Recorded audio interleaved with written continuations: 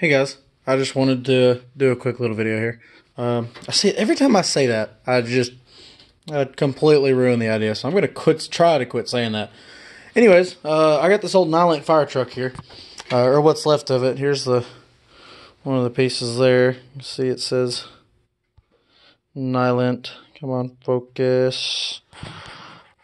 Probably won't even focus. Hold on, I'm trying to grab this with my other hand.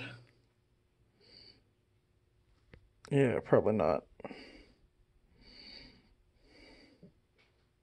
Nope. Well, you can sort of see this is Nylint. I know it's hard to see. I've already started on this, and I didn't think to make a video beforehand to show you what it looked like, but you can see it's in pretty rough shape. I've already popped all the rivets out. I gotta either find a new one of these, grill front end sections, or have one made. This one is broken pretty good. There we go. You can see it there, big old crack down the front there, and it comes down to about, get that out of the way, comes down to about right where my fingernail is, and you see it goes all the way up, and then that one comes up and actually kind of splits off and comes around the side, and then around the front there. It's hard to see. Also, these videos might be a little weird. I updated my LG V30 and did a software update on it finally, and I was able to upgrade to Android Oreo. So it came with a whole, a few new features. Now it's calling my phone the LG V30 Think or Thin Q. However, I don't know how they call it. I don't really care.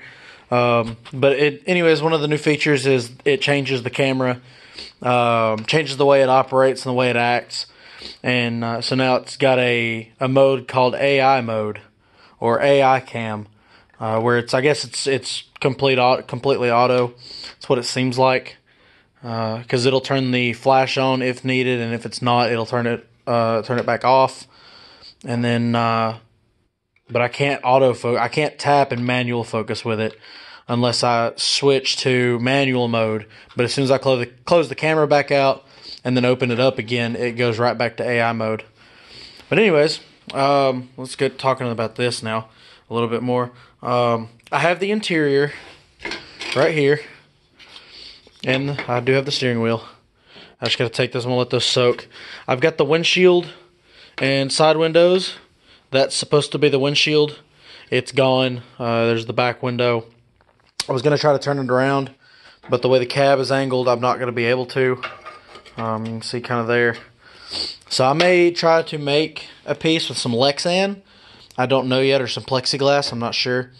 But I wanted to get this thing cleaned up and make it look good again. I don't know. I may sell it. I may keep it. I wanted to turn it into an RC, but it's such a short wheelbase and so narrow that it's going to be hard to do anything with unless I get like a 1/16 solid axle crawler. I don't know, maybe.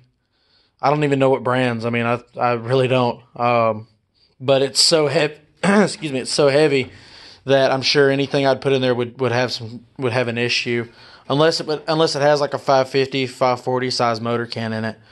But anyways, I'll show you how it comes apart real quick, or as best I can. Let me grab the tripod here.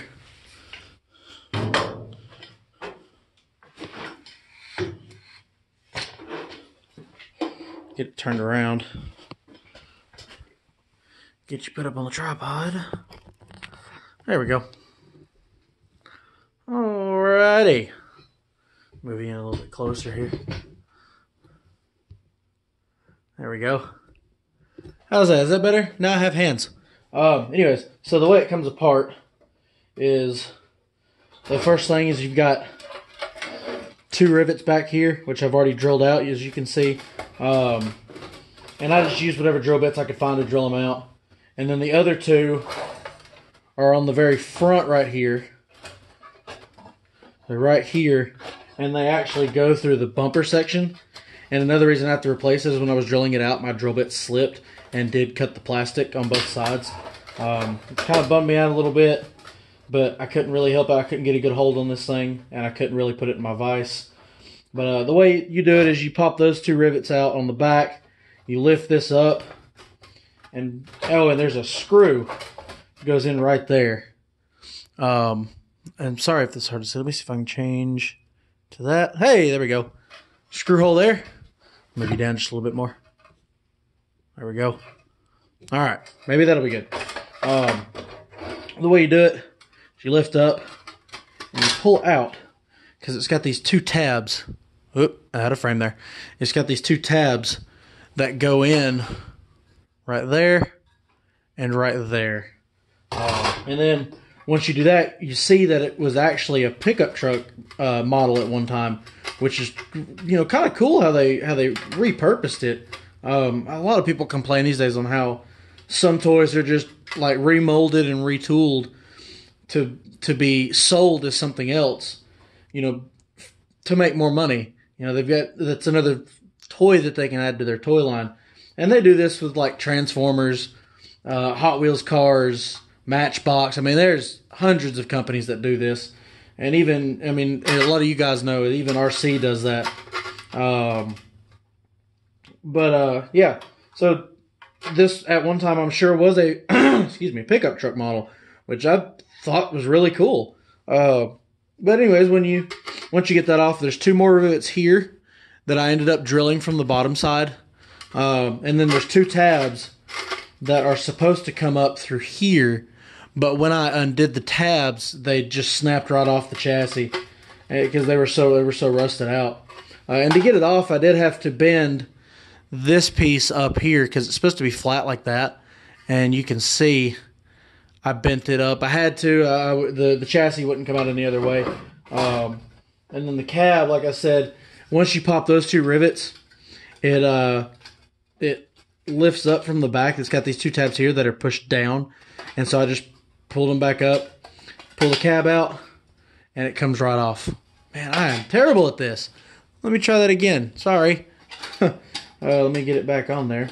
I apologize, guys. I really do. Okay, try that again. So, this is really hard because I'm by myself and trying to stay in frame here. So, you've got 2 tabs here that hold the back of the cab, and then the 2 holes here, right there and right there, that have the rivets in them. And then when you undo the front rivets, you can't pull it. You can't pull it up yet. So you have to pull it up from the back, which, like I said a minute ago, I undid those. I just used some dikes to get up under it and prod them up. Pull it there, and then the front actually hooks in. It's hard to see, but it hooks in there and there. And that's when you just pull that apart. It just comes apart real easy. It's just these 2 tabs here. They're real hard to see. Excuse me. And as you can see, I've already started grinding it. And then this was kind of a pain. It's got these 4 tabs. It's got one there, there, there, and then right there. And these back ones, when they were put in, they're stamped, and one side of each tab is pushed out. And so I had to use my pliers again to crimp them back in, to crimp those pieces that were pushed out, so these tabs would actually come back through. And they do. It's still kind of tough, but that's because it's rusty. And then this piece, you just undo, and that's how you get your cab and window section out, or your interior. Sorry, but some of you may know I'm a welder, fabricator ish. I'm sure some people have other things to say about that, but I don't know if they're here or not. If they're not, oh well. If they are, oh well. Doesn't bother me none. I know my limitations and what I can do, and I can do this. So, excuse me. The only thing that's really hindering me from doing anything is I don't have a corded grinder. I've got a cordless grinder. So just killing batteries and having to wait for them to charge. Currently, I only have 1 battery. Yeah, my other batteries are with my drill that I let a friend of mine borrow. And I'm just noticing this one's got a busted tab on the back too, which doesn't surprise me. I mean, this thing's got, it's supposed to have these 2 tabs facing out.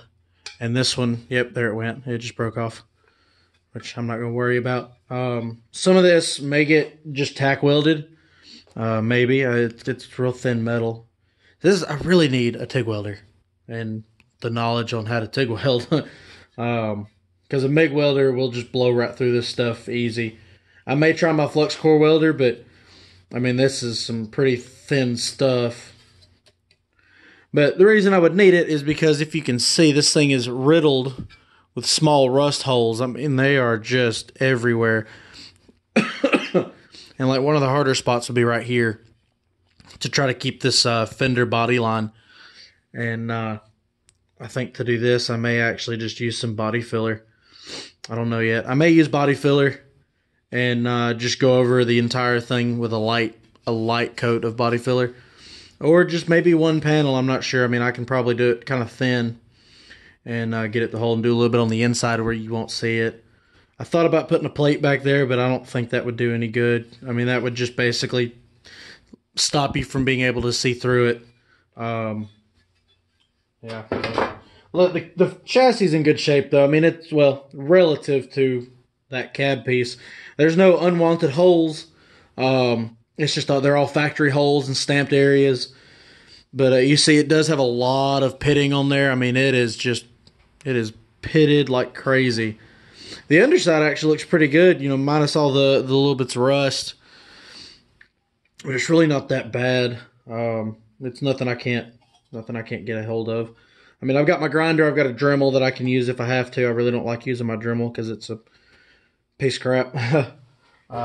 It's just a cordless Walmart one, hyper tough. It's not the best, but I can throw a sanding drum on it and go from there. And then it's just a matter of straightening out the chassis, making sure it's straight. For wheels and tires, I think I might try to get some like RC four-wheel drive 1.55 tires, or maybe some 1.7s. I don't know. I thought about kind of making this thing a dually, which really wouldn't be that hard. But let's see.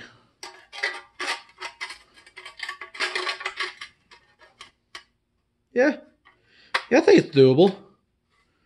Do a dually setup. I mean, I'd have to mess with the chassis a little bit, but that's not a big deal. I can cut these here and move them in, and I would weld up these holes and drill new ones, of course, for probably a piece of all thread, and get some hexes, like aluminum hexes, for some 1.55 dually wheels or 1.7 wheels. Because that's how I do most of my trailers, is I'll put a hex in there so it's not just a thin piece of the wheel. You've got the thin piece and then the entire width of the hex holding it on. And it turns out well. I've got 2 trailers that I've done like that, and I haven't had any issues. And then I just use a couple of nuts to hold it all on. There's that. The bed, I really like this bed. I love the way this bed looks. I don't know. I really like it. I would love to have an RC truck with a bed like this, metal and everything. And this stuff is metal. It is, like I said, metal. There is this bit of aluminum here, which just pops off. You have these 2 pieces that go down in here and here. And then this tab just tabs in right here.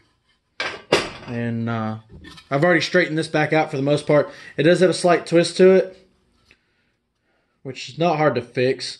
Once you put this on it, there's no issues.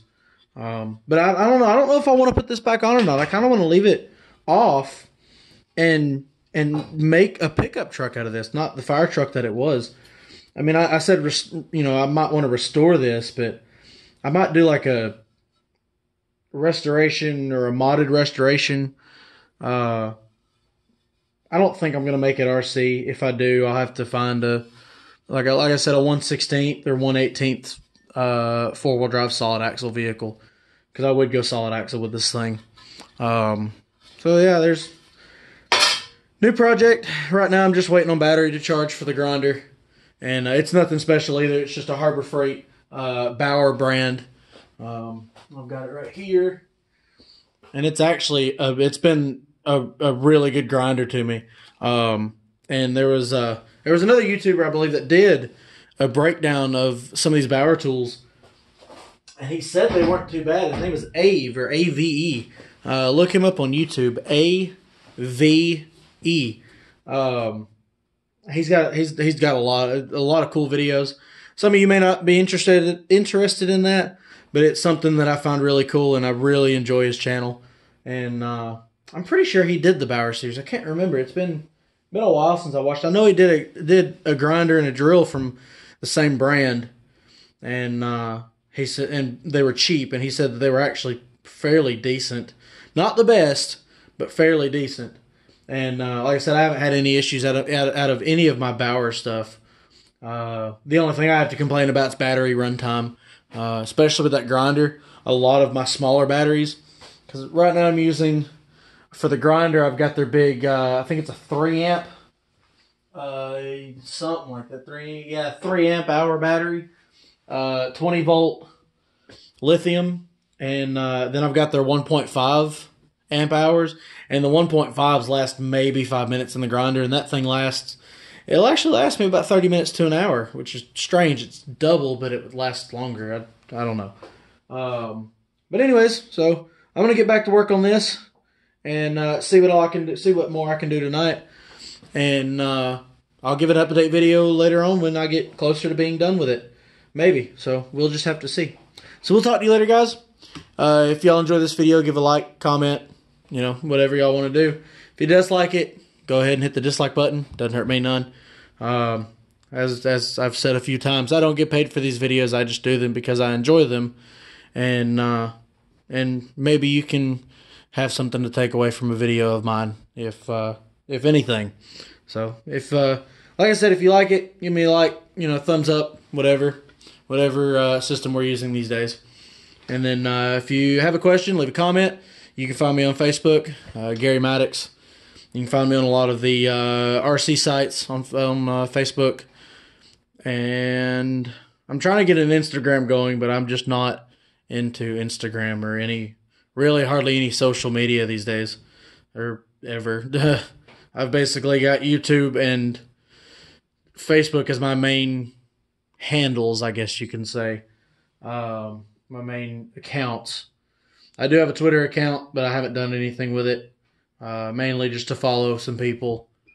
And same thing with Instagram. I don't follow, but a few people on Instagram. I follow Everyday RC and a couple other people. But so there you go, guys. We'll talk to you later. And y'all have a good night.